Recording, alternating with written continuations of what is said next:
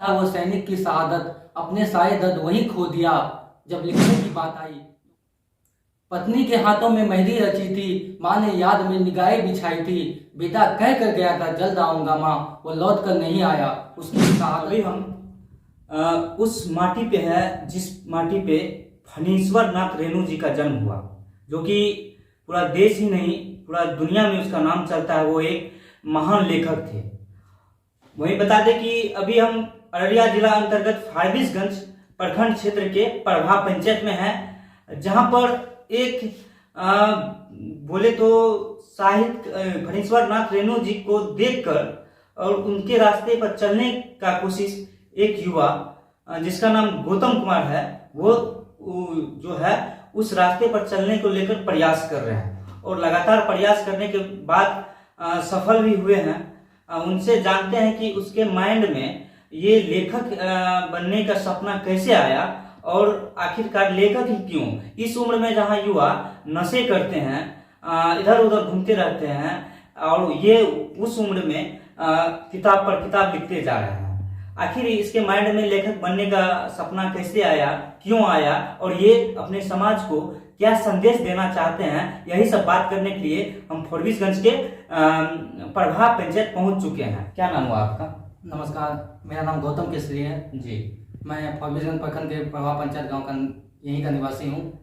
मेरा उम्र अभी 21 साल है। मात्र 21 वर्ष? हाँ, 21 वर्ष। और मैंने अपनी शुरुआती पढ़ाई मेरे गांव में ही एक स्कूल है, मध्य विद्यालय हरिजन स्कूल, उसमें मैंने मैट्रिक की परीक्षा पास की थी मैंने 2019 में। अच्छा, ये जो आप क्या कहता है बुक लिख रहे हैं जी, तो ये बुक लिखने का आपका माइंड में ये कैसे है? अभी तो आपका उम्र है पढ़ने का, अभी तो उम्र है पढ़ने का, तो ये बुक लिखने का माइंड कैसे आया? जी बिल्कुल, मतलब पढ़ने का उम्र है, जो पढ़ेगा तो वही लिख सकता है। तो मैं पढ़ाई भी करता था, साथ ही साथ मैं बचपन से लेखन के क्षेत्र में जुड़ा हुआ था। तो मुझे कुछ अच्छा लिखना अच्छा लगता था। कुछ भी अगर कोई चीज को देखते थे तो उस चीजों के बारे में सोचते थे, जब उसमें गहन अध्ययन में चले जाते थे तो तब लगता था इसके बारे में कुछ लिख सकते हैं। तो उसी तरह धीरे धीरे इसकी शुरुआत हुई। अच्छा, आपका घर यहीं पे था कि इससे पूर्व में कहीं और था? नहीं, मेरा घर कटिहार जिला में एक कुशेला पोथिया बाजार पड़ता है, जो कटिहार जिले के अंतर्गत आता है। तो मेरा जन्म स्थल वही है। उसके बाद मेरे पापा आज से कुछ 15-20 साल पहले यहाँ पर आपका पापा जी क्या करते हैं? मेरे पापा जी छोटे से व्यवसायी है। अब बताइए, छोटे से व्यवसायी है और उनके द्वारा जो है इसको पढ़ाया लिखाया गया, और साथ ही साथ पढ़ने लिखने के साथ साथ ये बुक भी लिखना शुरू कर दिए। अच्छा, पहला बुक आप कब लिखे थे? कौन सा बुक लिखे? पहला बुक दर्पण एक सच था, जो आज से 1 साल पहले 28 मई को मेरा पब्लिश हुआ था। उस लिखते थे बहुत पहले से, तो उसका मतलब उसको लिखने में लगभग मैं कम से कम 6 महीना तो लगा ही होगा। अच्छा, पहला बुक जो आप दर्पण लिखे हैं, आखिर दर्पण ही क्यों? मतलब जब लिखे थे तो उस तरह का पहले शीर्षक बाद में नहीं, शीर्षक पहले उसका निर्धारित कर लिए थे। मतलब कुछ इस तरह से लिखना है जो मतलब वो एक समाज के लिए लिखना है। तो पहला मेरा ये उद्देश्य था, जो बुक पहला मैं बुक लिखेंगे उसमें समाज की ही चीजों को रखेंगे। तो फिर मैं इसका शीर्षक सोच रहा था क्या रखे, तब फिर याद आया, तब मेरे माइंड में आया दर्पण एक सच रखते, कि दर्पण मतलब एक आईना होता है जो सच्चाई को दिखाता है। तो हम एक लेखक, कभी एक लेखक थे, तो हम सच की चीजों को ही उजागर करने में अपने आप को जरा सोचते हैं। तो मैंने एक दर्पण सच इसका नाम रखा था। अच्छा, कहीं ना कहीं जो है आजकल दौड़ भाग के समय में आप जो है एक सच्चाई को उजागर करने के लिए अपना बुक का नाम दर्पण रखा। जी, दर्पण एक सच। दर्पण एक सच रखा। और उसके बाद आप कहीं ना कहीं जब ये बुक आपको लगा कि नहीं अब मेरा बुक चमकेगा, तो उसके बाद बुक सब लिखना शुरू कर दिए। उसके बाद कौन कौन सा बुक लिखा? मेरा दूसरा बुक नवदीप था, जो उसके 6 महीने के बाद आया था। तीसरा बुक इधर ही 2-3 महीने पहले 4 दिवस की बेला आया। ये नहीं पता था चमकेगा, ये बुक अभी भी उतनी, लेकिन ये था जो मतलब इससे समाज में जो बदलाव होगा ही, लेकिन मुझे खुद में भी बहुत ज्यादा बदलाव होगा। मतलब पहले तो मुझ में उतनी ना लिखने में था, ना किसी फील्ड में मैं कुछ अच्छा कर पा रहा था। तो इस चीजों को करने से मैं खुद को मेरे अंदर बहुत बदलाव आया। मैं अब लगता है मैं कुछ भी कर सकता हूँ। गौतम जी, कहीं ना कहीं आजकल के दौर में सबसे बड़ी चीज होती है घर का अर्थव्यवस्था। जी। तो आजकल के दौर में कहीं ना कहीं जब लोग कोई भी चीज सोचता है तो वो चाहता है कहीं ना कहीं 2 रुपया हमारे पास आए। ताकि उस काम में मन भी जो है लगता है जी। और कहीं ना कहीं वो रुपया से ही घर परिवार चलता है। तो ये बुक जो लिखे हैं तो इससे तो आपको रुपया नहीं आता होगा। नहीं, अभी तो कुछ नहीं आया है, बात भी सही है, अर्थव्यवस्था को देख के सब चलते हैं, उसी तरह चला भी जाना चाहिए। लेकिन अब अपनी एक मन की इच्छा होती है, मतलब एक अपना ऐसा कार्य होता है, हर इंसान चाहता है, कोई भी नहीं चाहता है जो अपने आप को खुद से बर्बाद अभी करे। जो महान लेखक हैं जो अभी नहीं रहे, मतलब उसके नाम से ये कहीं ना कहीं सीमांचल जो है जाना जाता है, जी। फणीश्वर नाथ रेणु जी के नाम से। अभी उसका घर देखिएगा तो एक झोपड़ी का घर बना हुआ है और अभी कहीं ना कहीं वो पूरे देश नहीं पूरा दुनिया में वो अपना नाम किए और अभी वो एक गरीबी स्थिति में उसका परिवार जी रहा है। तो कहीं ना कहीं लेखक बनने के लिए लोग अब नहीं सोचते हैं। जी।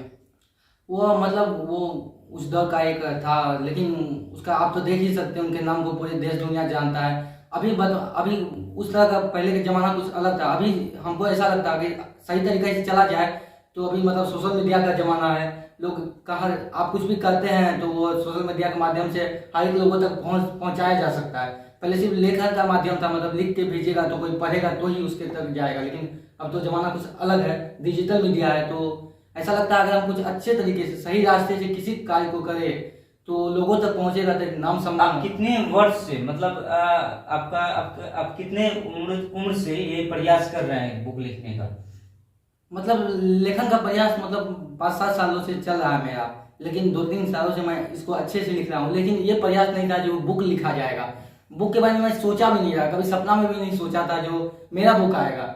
वो तो मैं जब कभी सम्मेलन कोई इवेंट होता था, ऑनलाइन कभी सम्मेलन, पहले ऑफलाइन में कहीं जाते नहीं थे, तो ऑनलाइन होता था तो बड़े बड़े जो साइट का जो मतलब हिंदी साइट से PhD किए हुए वो लोग को देखते थे खुद का एक बुक, वो लोग का बुक जब विमोचन होता था बुक का, तो लोग का बुक मुझे भी लगने लगा था जो नहीं, जब मैं इतना अच्छा लिखता हूँ तो मेरी भी खुद की बुक आनी चाहिए। अच्छा, कोई कविता याद है दर्शकों को सुनाना चाहेंगे? हाँ बिल्कुल, मैं बीरस पे लिखता हूँ। तो बीरस की कविता है, एक कविता है, मैंने कुछ साल पहले लिखा था।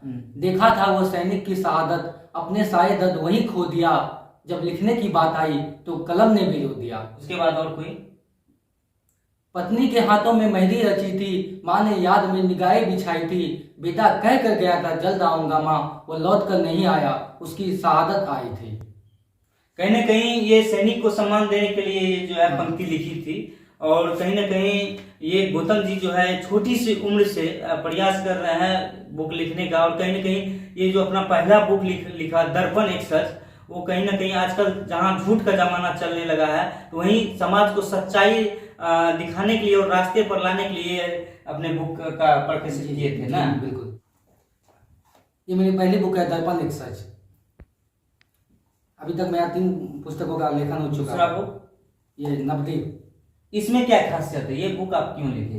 ये नवद्वीप का अर्थ होता है, जैसा कि आप देख सकते हैं दीपक का भी यहाँ है, तो नवद्वीप मतलब नया दीपक। हम जो युवा हैं, हम जो जितने भी युवा हैं हमारे देश में, जितने भी युवा है वो सब मतलब हम एक उम्र के हैं, मतलब अभी हम उस दौर में हैं जहाँ से जो चाहे, जिसका जो सपना है, जो सोच है, वो कुछ भी कर सकता है। तो हम लोग उस दीपक की तरह। लेकिन आजकल अक्सर ये होता नहीं रहा है, कहीं ना कहीं इस उम्र में जब युवा जाता है तो वो अलग रास्ता पकड़ लेते हैं, कोई नशा करने लगता है, कोई कुछ करने लगता है। शायद ही मतलब 100 में ऐसे ही 25% होगा कि जो है पढ़ाई पे ध्यान देता है। तो उन लोगों को क्या संदेश देना चाहते हैं? वो मतलब जो जैसे आपने कहा, वो एक गलत माहौल का ही दुष्प्रभाव होता है, जो गलत होते हैं, मतलब उसको सही शिक्षा नहीं मिलता। हम देख ही सकते हैं हमारे बिहार की शिक्षा व्यवस्था कितनी कमजोर है, दयनीय है। तो उन चीज़ों के कारण सरकारी स्कूल में भी अच्छे से पढ़ाई नहीं होती है, जिसके कारण बच्चे मतलब अच्छे से पढ़ाई। एक बात और बता दूं कि ये गौतम जी जो है एक सरकारी विद्यालय में पढ़ चुके हैं, ये कोई प्राइवेट विद्यालय नहीं पढ़े हैं। मैंने सरकारी से पढ़ाई की। अच्छा, आप 10वीं कहाँ से पास किए थे?